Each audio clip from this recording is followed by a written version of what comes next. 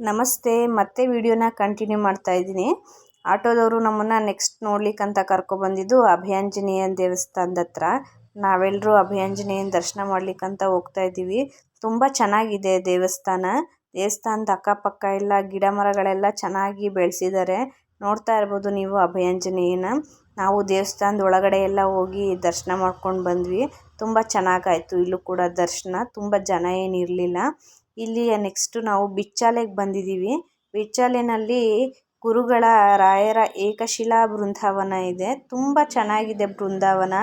ಅಲ್ಲಿ ಮಂತ್ರಾಲಯದಲ್ಲಿ ರಾಯರ ದರ್ಶನ ಮಾಡಿದಾಗ ಎಷ್ಟು ಖುಷಿ ಆಯಿತು, ಇಲ್ಲಿ ಈ ಬೃಂದಾವನನ ನೋಡಿದಾಗ ಕೂಡ ತುಂಬ ಖುಷಿ ಆಯಿತು. ಅಷ್ಟು ಚೆನ್ನಾಗಿದೆ ಬೃಂದಾವನ.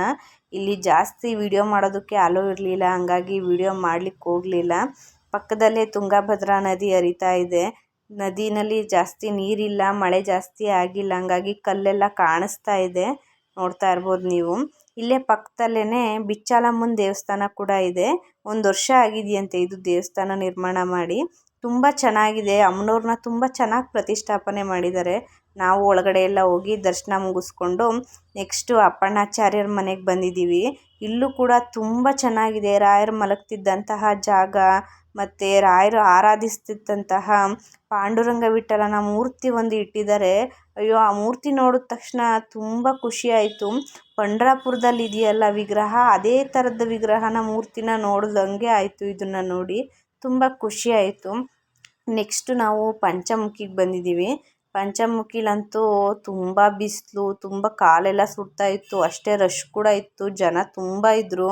ಕ್ಯೂನಲ್ಲಿ ಹೋಗೋಕ್ಕಾಗಲ್ಲ ಅಂತ ಹೇಳಿ ಸ್ಪೆಷಲ್ ಎಂಟ್ರಿ ದರ್ಶನಕ್ಕೆ ಹೋಗಿ ಪಂಚಮುಖಿ ಆಂಜನೇಯನ ದರ್ಶನ ಮಾಡ್ಕೊಂಡ್ವಿ. ಇಲ್ಲೇ ದೇವಸ್ಥಾನದ ಹಿಂಭಾಗದಲ್ಲಿ ಲಕ್ಷ್ಮೀ ದೇವ್ರು ಕೂಡ ಇದೆ ಗುಹೆ ಒಳಗಡೆ.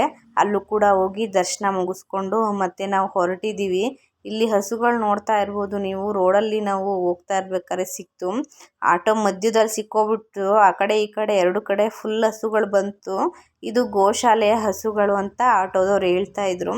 ಹಾಗೆ ನಮ್ಮ ವಿಡಿಯೋ ಇಷ್ಟ ಆದರೆ ಲೈಕ್ ಮಾಡಿ, ಶೇರ್ ಮಾಡಿ, ಕಮೆಂಟ್ ಕೂಡ ಮಾಡಿ. ಹಾಗೆ ಸಬ್ಸ್ಕ್ರೈಬ್ ಮಾಡೋದನ್ನು ಮಾತ್ರ ಮರಿಬೇಡಿ.